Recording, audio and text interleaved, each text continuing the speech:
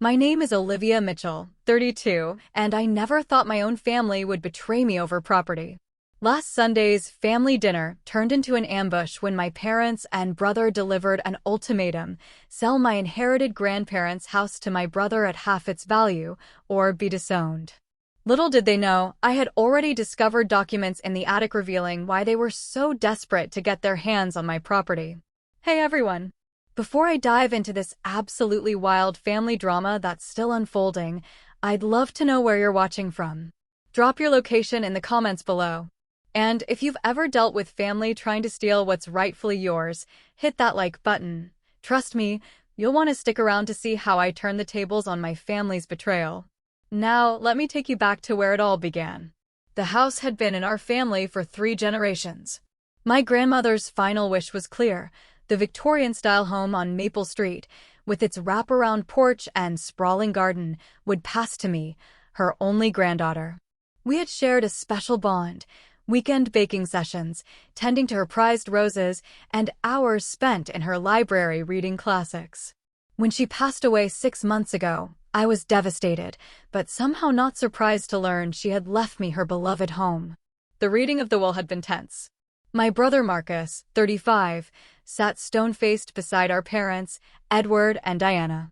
They'd always made it clear that Marcus was their golden child, the successful investment banker who could do no wrong.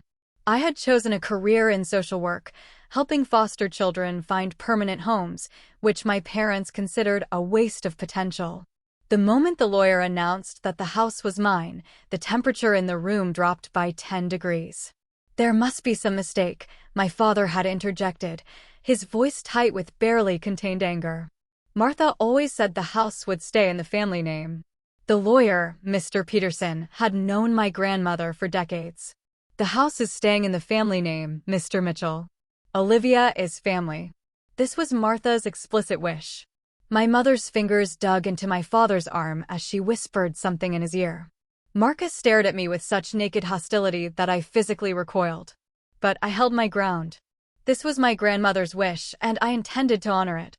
The weeks following the will reading were a barrage of subtle and not-so-subtle attempts to get me to reconsider.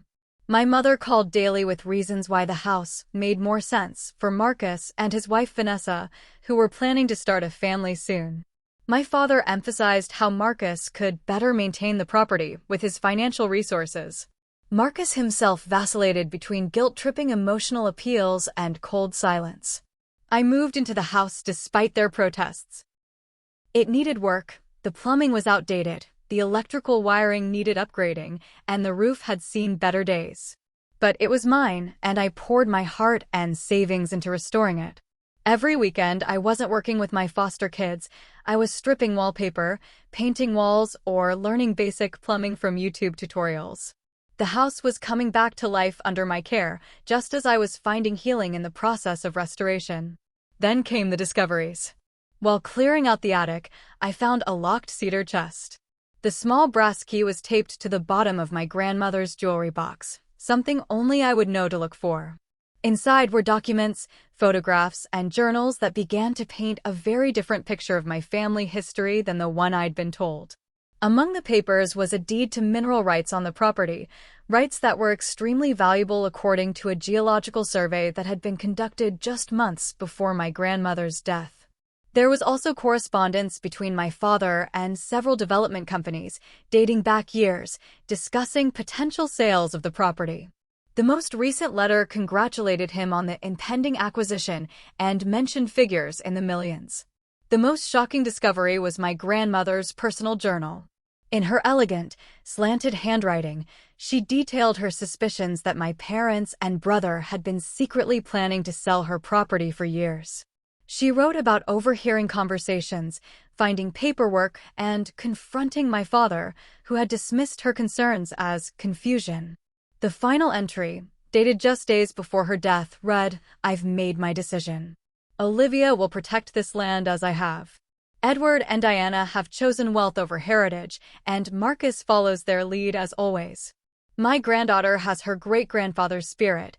She values what truly matters." I was reeling from these revelations when the invitation to Sunday dinner arrived.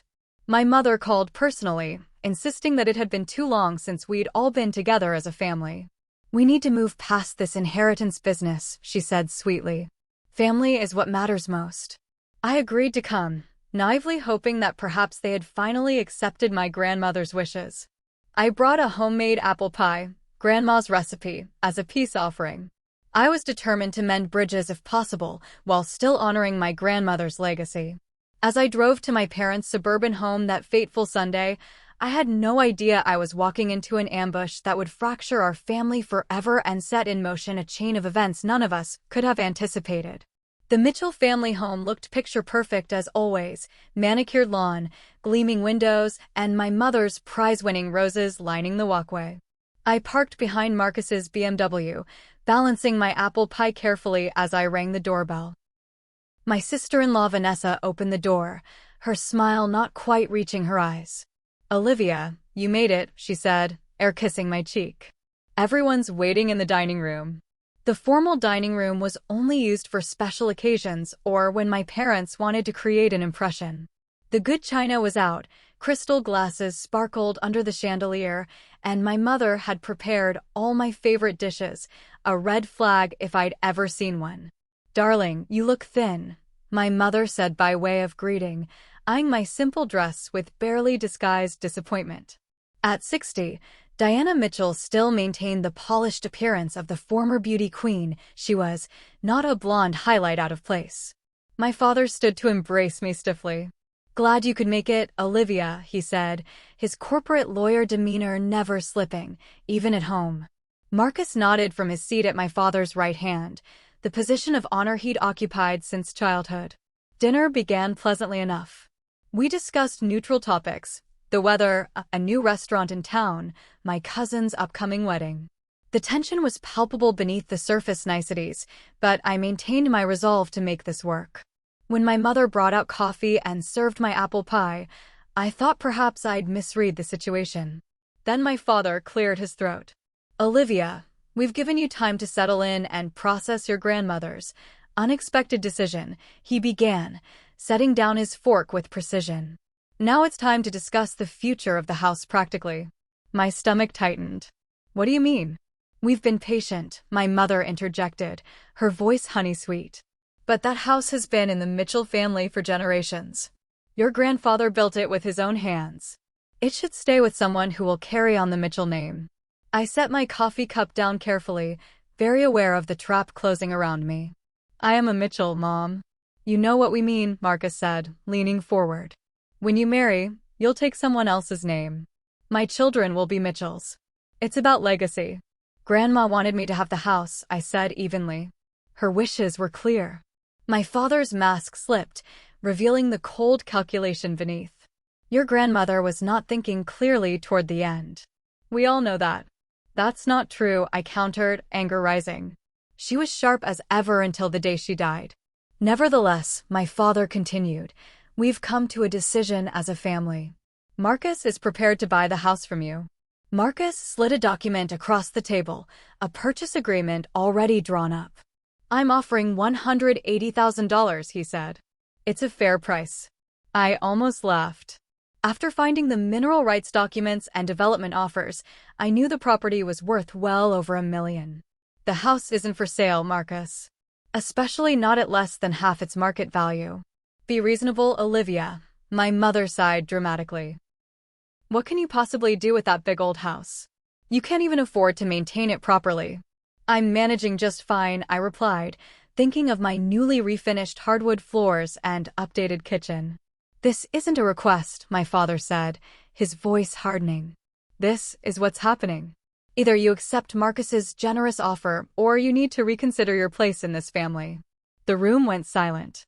"Are you threatening to disown me over a house?" I asked incredulously. "We're asking you to respect family tradition," my mother said, tears welling in her eyes.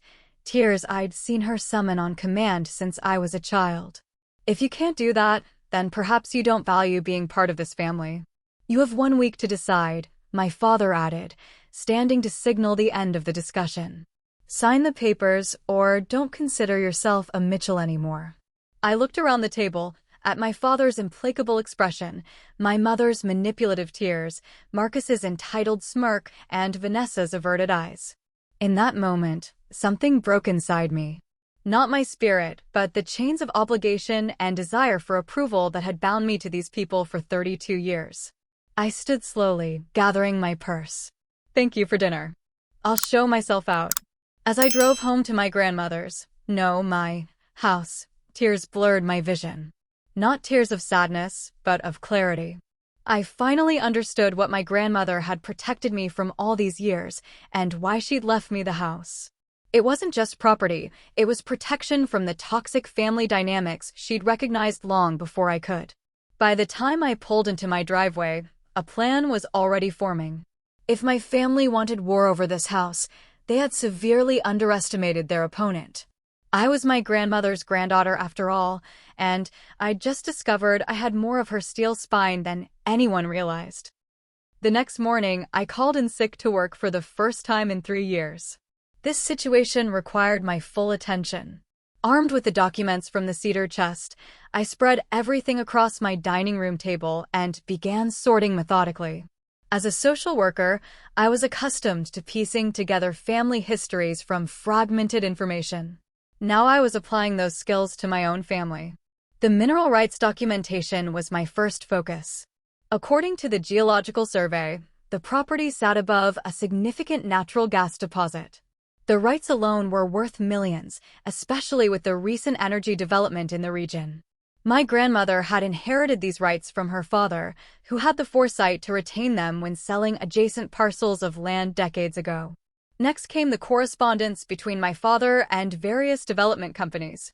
The most recent letters were from Westland Properties, a luxury condominium developer known for transforming historic properties into upscale housing. They had offered $2.3 million for the house and surrounding 5 acres. My father had responded enthusiastically, promising to handle the current obstacle, presumably my grandmother's unwillingness to sell. The most damning evidence came from my grandmother's journals. She had documented conversations overheard between my parents and Marcus, discussing how they would finally cash in once she was out of the picture. There were detailed accounts of my father attempting to get her to sign management documents that would have effectively given him control of her assets. She had pretended forgetfulness to avoid signing while consulting with her own lawyer. I called Mr. Peterson, my grandmother's attorney, and scheduled an appointment for that afternoon. If anyone could help me understand the legal implications of what I'd found, it would be him. His office was in a converted Victorian not unlike my house, with creaking hardwood floors and stained glass transoms. At 72, Harold Peterson was semi-retired, but still handled select clients. My grandmother had been one of his favorites. "I had a feeling you'd be coming to see me soon," he said after his secretary showed me in. Martha warned me that Edward wouldn't take the will lying down. I placed the journals and documents on his desk. "I found these in the house. I need to know where I stand legally." He spent an hour reviewing the materials, his expression growing increasingly grave. "Your grandmother was a remarkable woman," he said finally. "She knew exactly what she was doing." "What do you mean?" "Martha came to see me about 8 months before she passed. She suspected your father was planning to sell the property against her wishes and had evidence he might try to challenge her competency to control her assets. She asked me to help her protect her legacy, and you." He opened his desk drawer and removed a sealed envelope. "She left this with me, with instructions to give it to you if your family contested the will or pressured you to give up the house." With trembling fingers, I opened the envelope. Inside was a letter in my grandmother's handwriting and a memory drive. "My dearest Olivia," the letter began. "If you're reading this, then your father and brother have shown their true colors. I've suspected for years that they've been planning to sell my home for the mineral rights beneath it. What they don't know is that I've been recording our conversations since I first became suspicious." The memory drive contained dozens of audio files, conversations where my father and brother openly discussed their plans to sell the property once my grandmother was out of the way. In one particularly chilling recording, my father suggested having my grandmother declared incompetent if she became difficult. They also discussed how I could be manipulated or pressured into selling if the property came to me. "This is overwhelming," I said, fighting back tears. "Martha wanted to protect both you and the legacy of the house," Mr. Peterson said gently. "These recordings would be devastating in court, and to your father's reputation if they became public. He's built his law practice on a supposedly spotless ethical record. What should I do?" "That depends on what you want. If you simply want to keep the house, we have more than enough to stop any legal challenge. If you want justice for your grandmother's distress in her final years, well, we have options there too." I left Mr. Peterson's office with a comprehensive legal strategy and a newfound resolve. My father had given me 1 week to decide whether to sell the house or be disowned. Little did he know, I was about to present him with a choice of my own. That evening, I received simultaneous texts from my mother and Marcus, urging me to be reasonable and think about what family really means. The irony wasn't lost on me. For the first time, I was thinking clearly about what family should mean and how badly mine had failed that standard.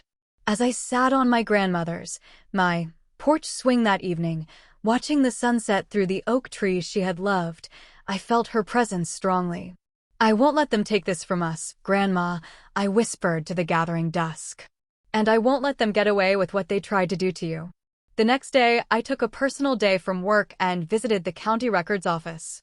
I needed to understand exactly what my family was after and how far they'd gone in their plans. What I discovered shocked even my newly cynical perspective. There were preliminary permits filed by Westland Properties for the development, dated 2 months before my grandmother's death. My father was listed as the contact person, claiming to represent the property owner. I also learned that Marcus had secured a business loan with the potential purchase of my property listed as a future asset, a clear indication he had been counting on acquiring my house for far less than its worth and immediately flipping it for millions. No wonder they were desperate. With each new discovery, my resolve strengthened. This wasn't just about a house anymore. This was about holding accountable the people who had tried to steal from an elderly woman, who had lied and manipulated and broken trust in the most fundamental ways. As a social worker, I had seen many cases of elder exploitation, but I never imagined my own family would be perpetrators. By Friday, day 5 of my father's 7-day ultimatum, I had all the pieces in place. Mr. Peterson had helped me prepare the necessary legal documents. I had consulted with a different real estate attorney about the mineral rights. I had even spoken with a reporter at the local newspaper who had been investigating predatory real estate practices in historic neighborhoods. All that remained was to confront my family with the truth and my terms. I sent a group text to my parents, Marcus, and Vanessa. "I've made my decision about the house. Dinner at my place, Sunday at 6. I'll provide everything." My mother immediately called, trying to extract details, but I remained politely vague. "I think it's best we discuss this in person, Mom. I'll see you Sunday." As I prepared for the confrontation to come, I felt surprisingly calm. For 32 years, I had sought my family's approval and love, always feeling that I somehow fell short. Now that I saw them clearly for who they were, their power over me was broken. Whatever happened Sunday, I would be free of their manipulation at last. Sunday arrived with a perfect late spring day. I spent the morning setting my stage carefully. The dining room table, my grandmother's cherished cherrywood heirloom, was polished to a high shine and set with her best china. I prepared her famous pot roast recipe, filling the house with familiar, comforting aromas. On the sideboard, I arranged folders containing copies of all the evidence I had discovered, neatly labeled for each family member. As the grandfather clock in the hallway struck 5:30, I took one last look around. The house had never looked better. The hardwood floors gleamed, fresh flowers from the garden graced every room, and through the open windows came the scent of lilacs, my grandmother's favorite. Whatever happened next, this house was my sanctuary, my inheritance, and my home. No one would take it from me. The doorbell rang precisely at 6. My family valued punctuality above almost everything except money. "Welcome," I said, opening the door with a smile that didn't quite reach my eyes. They filed in, my father looking confident, my mother anxious, Marcus smugly triumphant, and Vanessa uncomfortable as always. "The house looks Nice, my mother offered, glancing around with surprise at the improvements I'd made. You've been busy. Very busy, I agreed, leading them to the dining room. Please sit down. Wine. I poured Cabernet Sauvignon into crystal glasses while they settled into their seats, my father naturally taking the head of the table. I allowed it for now. Well, Olivia, my father said after a perfunctory sip of wine, we're glad you invited us. I assume you've come to a sensible decision.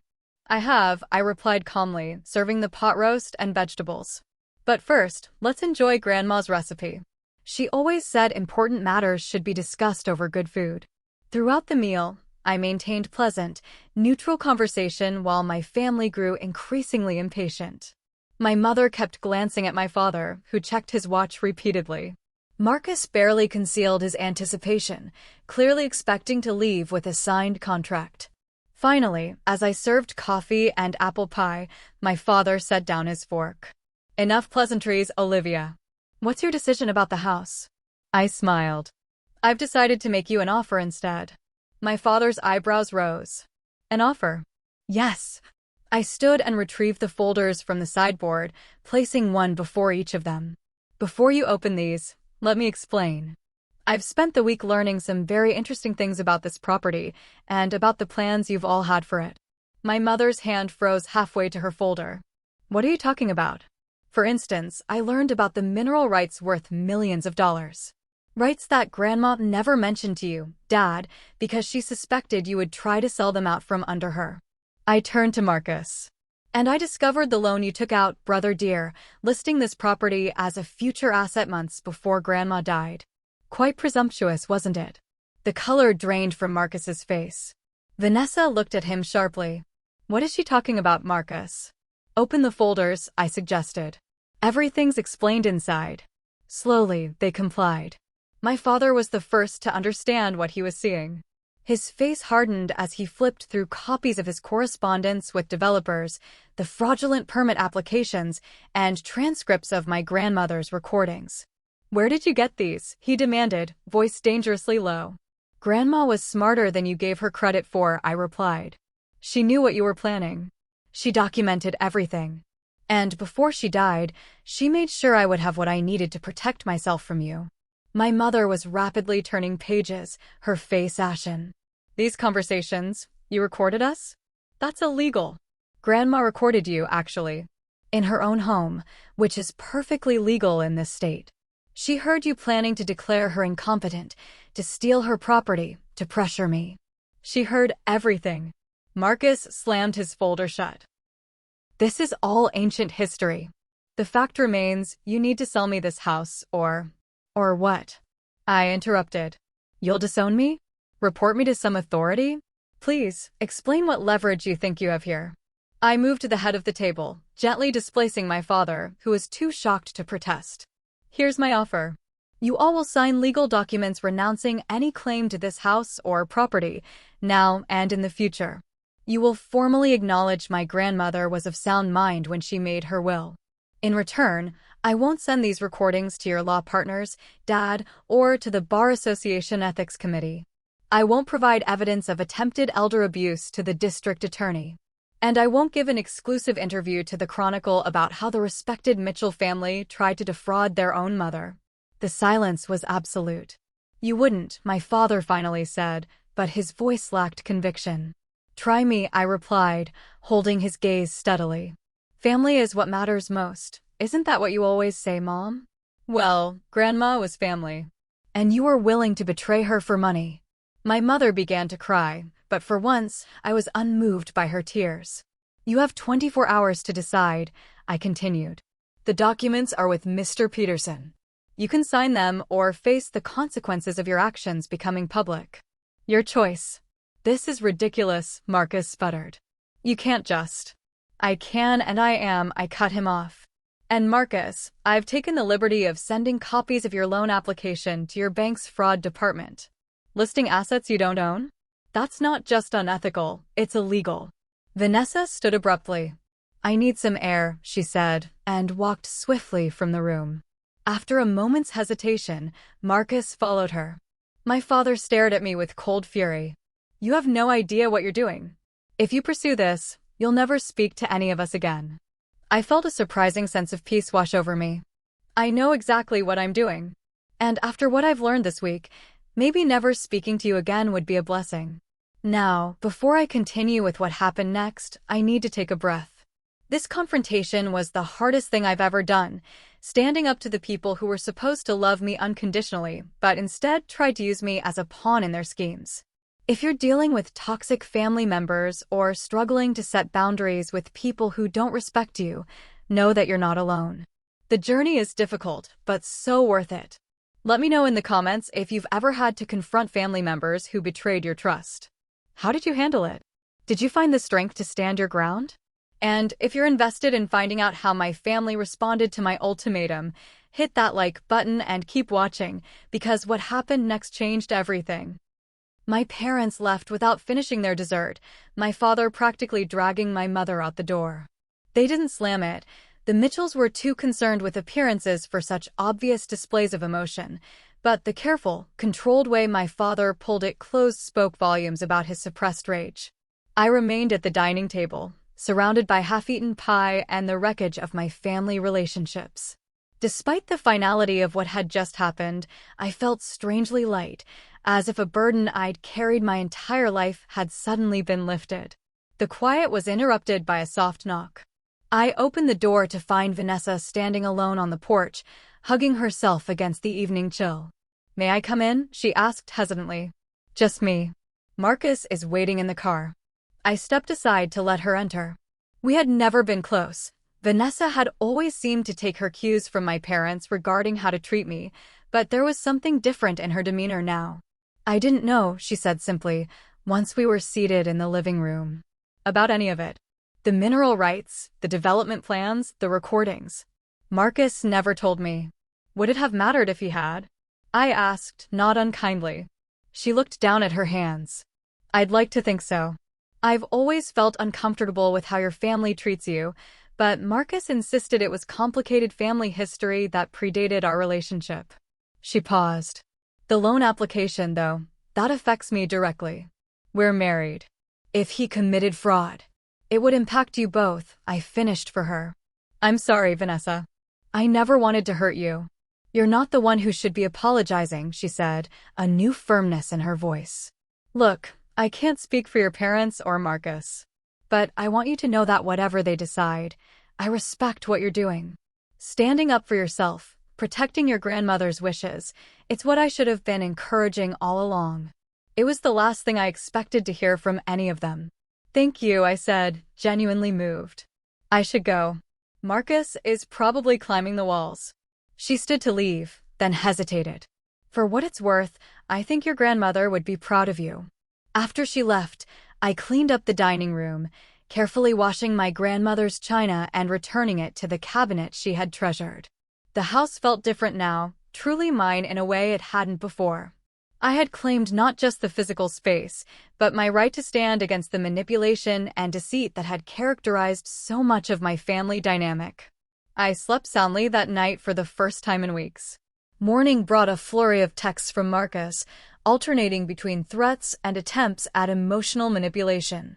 I blocked his number. My mother called 4 times, leaving increasingly tearful voicemails about family loyalty and forgiveness. My father, tellingly, remained silent. At precisely noon, I received a call from Mr. Peterson. "They're here," he said simply. "All 3 of them." I drove to his office, deliberately arriving 10 minutes late, a small act of rebellion against my father's obsession with punctuality. When I entered the conference room, the atmosphere was frigid. My parents sat rigidly on one side of the table, Marcus slightly apart, his expression thunderous. Mr. Peterson nodded to me from the head of the table, while a young woman I didn't recognize sat in the corner with a stenographer's notepad. "Now that we're all present," Mr. Peterson began, "I'll outline the terms of the agreement Olivia has proposed." "Before we begin," my father interrupted, "I want to state for the record that we are signing under duress." "This is nothing short of blackmail." "Noted," Mr. Peterson replied dryly, "though I would characterize it differently. This is a settlement agreement to prevent litigation over attempted elder exploitation and fraud, Litigation you would almost certainly lose, Edward. He proceeded to read through the documents. The terms were exactly as I had presented the night before. My family would renounce all claims to the property, acknowledge the validity of my grandmother's will, and in return, I would not publicly disclose their actions or pursue legal charges. When he finished, my father spoke first. We've reviewed these terms with our own counsel. While we dispute many of the characterizations and allegations, we are prepared to sign to put this unfortunate family disagreement behind us. In other words, they had consulted another lawyer who had confirmed they were in an indefensible position. I felt no satisfaction, only a deep sadness that it had come to this. One by one, they signed the documents. My mother couldn't look at me, dabbing at her eyes with a monogrammed handkerchief. Marcus signed with such force that he nearly tore the paper. My father's signature was as controlled and precise as always, betraying nothing of what must have been intense humiliation for a man who prided himself on his legal acumen. As Mr. Peterson's assistant notarized the last document, my father finally addressed me directly. "I hope you're satisfied, Olivia. Your grandmother would be disappointed to see how you've torn this family apart over mere property." For a moment, I nearly fell into the old pattern, apologizing, second-guessing myself, accepting his framing of the situation. Then I remembered my grandmother's journals, her careful documentation of their plotting, her final gift to me of the truth. "Grandma knew exactly what she was doing when she left me the house," I replied calmly. "She was protecting it from people who saw it only as a payday, not as the home she loved. And she was protecting me from people who have never had my best interests at heart." "How dare you?" my mother began, but I cut her off. "I dare because I finally see clearly. This isn't about the house anymore. It's about the fact that you were willing to bully and manipulate me, just as you tried to do to Grandma. Family doesn't do that to family."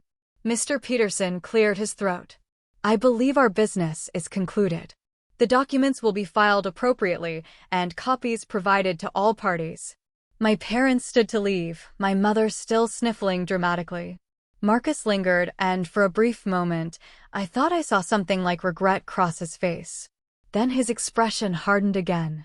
"You'll regret this," he said quietly, "when you realize how alone you are without family."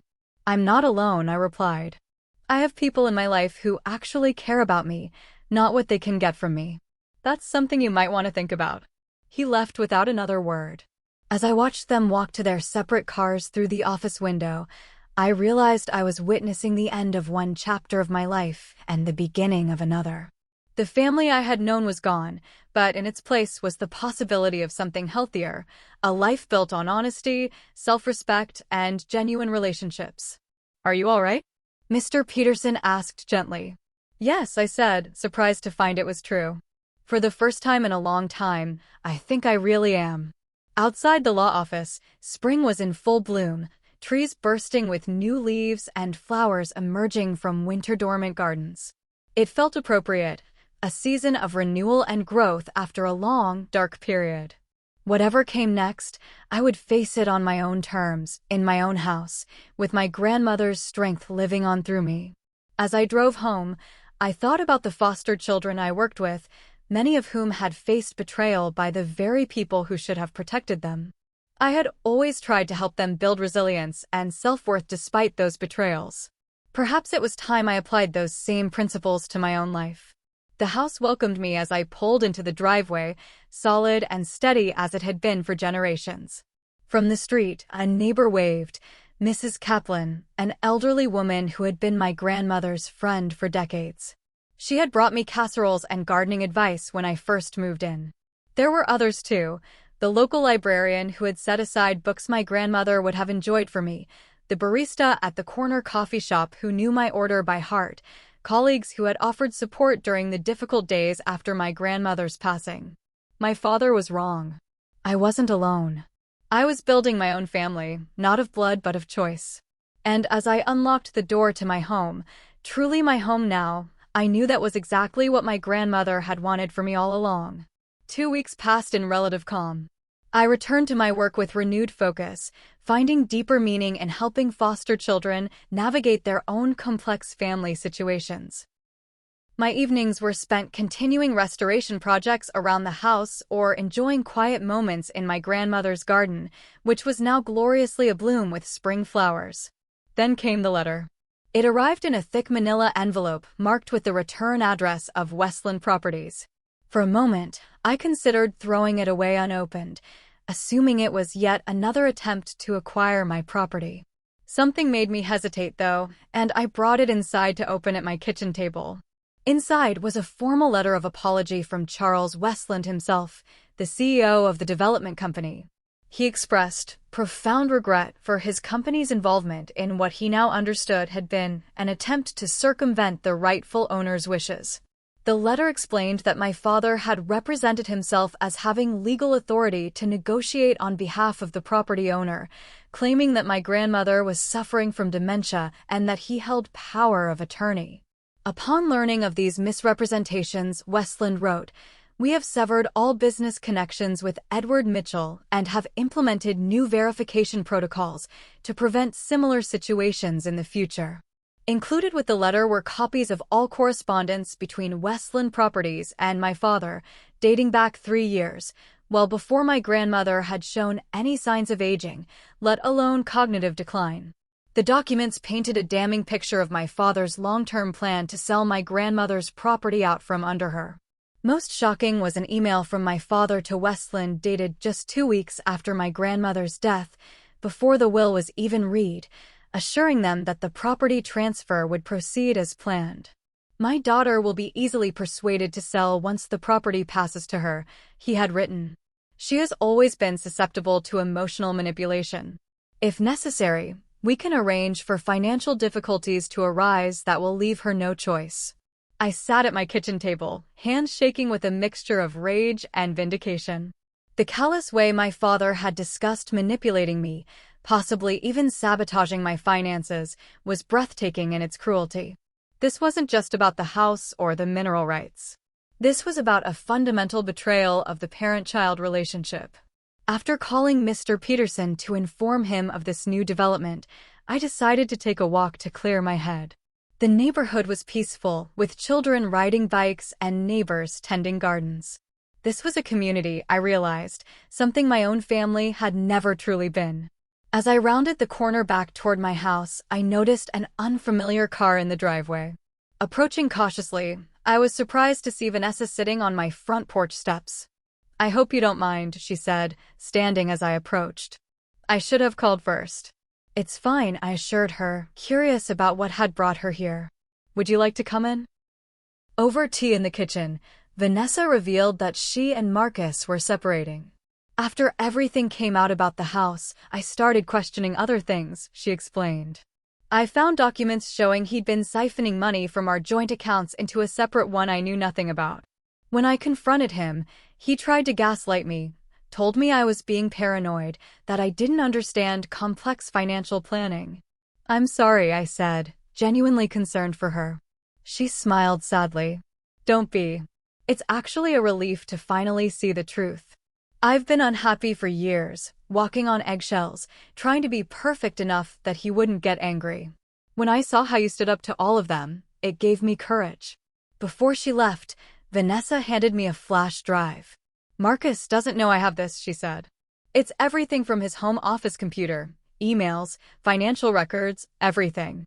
I made a copy before I left. "There's a folder labeled Mitchell Property that you should see." That night, I went through the files. What I found was worse than I had imagined. Marcus and my father had been planning to declare my grandmother incompetent for years. They had researched doctors who might be sympathetic, discussed strategies for limiting her independent access to her finances, and even explored having her declared a ward of the state if she became difficult. The cold calculation was horrifying. Most disturbingly, I found emails between my father and someone at my workplace, Jeffrey Collins, a board member who had always seemed overly interested in my career. They had discussed creating a scenario where I would be accused of professional misconduct serious enough to threaten my license. The resulting legal fees and potential job loss would have created exactly the financial emergency my father had alluded to in his email to Westland. The plan had only been abandoned when my grandmother died unexpectedly from a heart attack before they could implement it. Their backup plan had been the family dinner ultimatum, using emotional manipulation and threats of disownment to pressure me into selling. The evidence was damning, not just morally but legally. This went beyond family manipulation into potential criminal conspiracy. After a sleepless night, I brought everything to Mr. Peterson, who immediately consulted with a colleague specializing in criminal law. "This changes things significantly," he told me gravely. "What they were planning, especially involving your professional reputation and livelihood, crosses into potential criminal territory. Elder abuse, conspiracy, possibly even fraud. You have decisions to make, Olivia." "What kind of decisions?" "Whether to turn this evidence over to the district attorney's office. Whether to pursue civil damages. Whether to make this public." I spent the next week in deep reflection.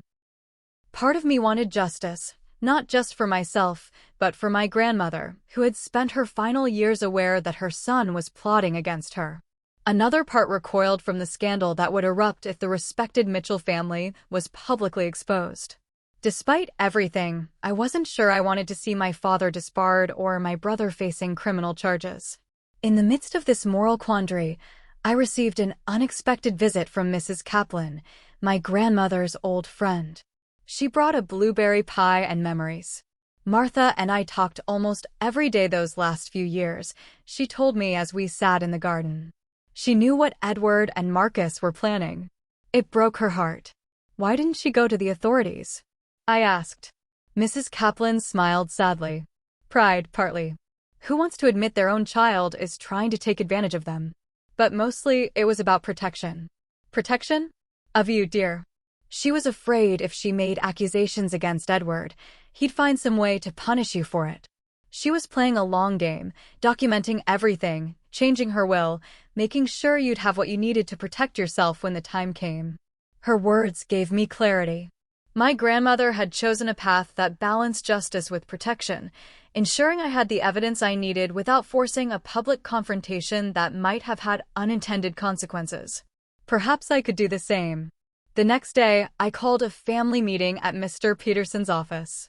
My parents and Marcus arrived separately, each clearly expecting another legal ambush. Instead, I presented them with copies of the evidence Vanessa had provided. "I could take this to the district attorney," I said, watching their faces pale as they realized what I had. "Dad could be disbarred. Both of you could face criminal charges.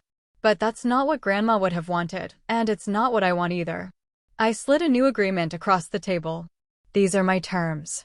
1. A public apology to me, acknowledging that Grandma was of sound mind and that her will was valid and appropriate. 2. Financial restitution to the charities she supported in her lifetime. 3. Dad will take a leave of absence from his firm to undergo ethics retraining.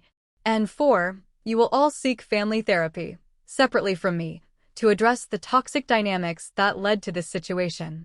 And if we refuse," my father asked, though his voice lacked its usual confidence. "Then on Monday morning, these files go to the district attorney, the State Bar Association, and the Chronicle," I replied calmly. "Your choice." They signed. In the months that followed, my family complied with the terms, grudgingly at first, then with what appeared to be genuine reflection. My father's public apology made the local news, causing ripples in his social and professional circles, but ultimately enhancing his reputation when he framed it as a journey of ethical awakening. Marcus, faced with divorce proceedings from Vanessa and the collapse of several business ventures that had depended on the anticipated property windfall, showed signs of genuine remorse. My mother was the most transformed. After several months of therapy, she reached out with a handwritten letter acknowledging how she had enabled my father's controlling behavior and failed to protect both me and my grandmother. She asked to meet, not to reconcile immediately, but to begin a conversation about whether a healthier relationship might be possible in the future.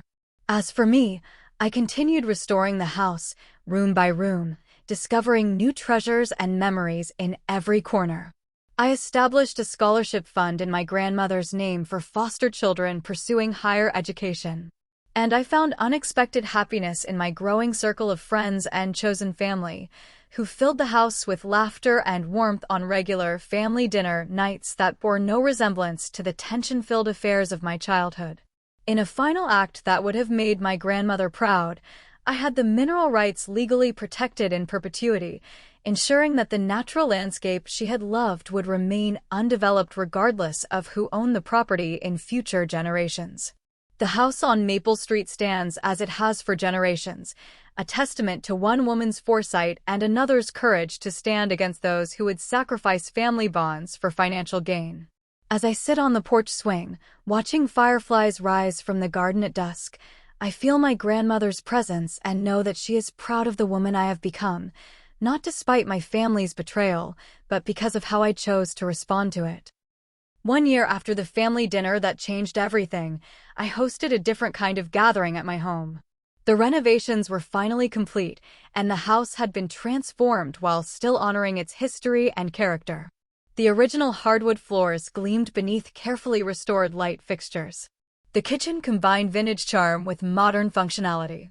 My grandmother's gardens had been expanded, with a new section dedicated to native plants and vegetables. The guests who filled the rooms represented my new definition of family: colleagues who had become friends, neighbors who had offered support, children I had helped place in forever homes who now visited with their adoptive parents. Mrs. Kaplan was there, of course, as was Mr. Peterson and his wife. Even Vanessa came, bringing her new partner, a kind-eyed teacher she had met through volunteer work. As twilight fell, we gathered on the lawn for a dedication ceremony. I had established the Martha Mitchell Foundation, a nonprofit dedicated to preventing elder exploitation and supporting foster youth transitioning to independent living. The foundation's headquarters would operate from a carriage house on the property that I had renovated specifically for this purpose. My grandmother believed that true family is defined by love, respect, and protection, I told the assembled guests. She protected me in her final act of love, ensuring I would have both this home and the truth about what family should mean. This foundation will extend that protection to others who need it most. After the ceremony, as guests mingled and enjoyed desserts made from my grandmother's recipes, a car pulled up at the curb. I was surprised to see my mother step out, looking hesitant. We had spoken occasionally over the past year, cautious conversations taking small steps toward healing, but I hadn't expected her to come tonight. "I hope it's all right that I'm here," she said, clutching her purse nervously. "I saw the announcement in the paper and I wanted to see." "It's all right," I assured her, leading her on a tour of the renovations and introducing her to my friends. She seemed genuinely impressed by the changes to the house and moved by the foundation's mission. As the evening wound down, we found ourselves alone in my grandmother's, now my, library, surrounded by books that had nurtured generations. "Your father wouldn't approve of me being here," she said quietly. "Are you still concerned about his approval?" I asked. She smiled sadly. "Less and less each day. The therapy has helped. I've started to recognize how much of myself I surrendered over the years, trying to be the perfect Mitchell wife." She looked around the room, touching the spines of books reverently. "Your grandmother tried to warn me, you know. Early in my marriage. She saw what I couldn't." "It's never too late to reclaim yourself, Mom," I said gently. "Perhaps not." She hesitated, then added, "I've taken an apartment in the city. Edward and I are taking some time apart." It was the last thing I expected to hear. My father had always controlled every aspect of their marriage. For my mother to assert independence was unprecedented. "I'm proud of you," I said, meaning it. She looked startled, then tearful. "That means more than you know." After a moment, she added, "I don't expect forgiveness, Olivia. I failed you in so many ways. But I hope, perhaps, we might build something new. Something healthier." "I'd like to try," I said, surprising myself with how much I meant it. As my mother left, promising to call later in the week, I felt the completion of a circle. My grandmother had protected me, enabling me to stand strong against manipulation and betrayal. Now, in ways I couldn't have anticipated, that strength was creating ripples of change that extended beyond me, to Vanessa finding her voice and leaving an unhealthy marriage, to my mother taking her first steps toward independence, and to the vulnerable elders and children who would benefit from the foundation's work. The house that had been the center of so much conflict now stood as a beacon of hope and healing. I wandered through the quiet rooms after the last guest had departed, touching furniture that had witnessed generations of Mitchell family history. The betrayal had been painful, but the freedom and clarity that followed were worth every moment of that pain. In my grandmother's journal, the last entry had concluded, "In the end, we must all decide what legacy we wish to leave. I choose truth, courage, and protection for those I love." As her granddaughter, I had honored that legacy, finding my own truth and courage in the process. The journey had transformed me from someone seeking family approval to a woman standing firmly in her own power. The Mitchell family I had known was gone, fractured by greed and its aftermath. But from those broken pieces, something new and more authentic was emerging, relationships based on honesty rather than obligation, respect rather than control. As I settled onto the porch swing with a cup of tea, watching stars appear in the velvet sky above the garden, I felt profound gratitude for my grandmother's final gift. Not just the house itself, but the opportunity to discover my own strength and to redefine what family truly means. Family, I had learned, is not about blood or shared names. It's about who stands with you in difficult moments, who celebrates your victories without jealousy, who respects your boundaries and honors your truth. By that definition, I was rich in family, perhaps for the first time in my life. Wow, what a journey this has been, telling you all this story about standing up to my family's betrayal. I hope it resonated with some of you who might be going through similar situations with toxic family members. Has anyone else experienced that moment when you realized family isn't always about blood relations? I'd love to hear your own stories of family karma or how you found justice in difficult family situations. If you connected with this story, please hit that like button. It really helps the algorithm show this to others who might need to hear they're not alone. And if you haven't already, consider subscribing to my channel for more real-life stories about finding strength in challenging situations. Share this with someone who might be struggling to set boundaries with family members. Sometimes knowing others have walked the same path can make all the difference. Thank you so much for spending this time with me today. I'm grateful for this amazing online community where we can share these life lessons. Remember, sometimes the family we choose is more valuable than the one we're born into. Until next time, take care of yourselves and protect your peace.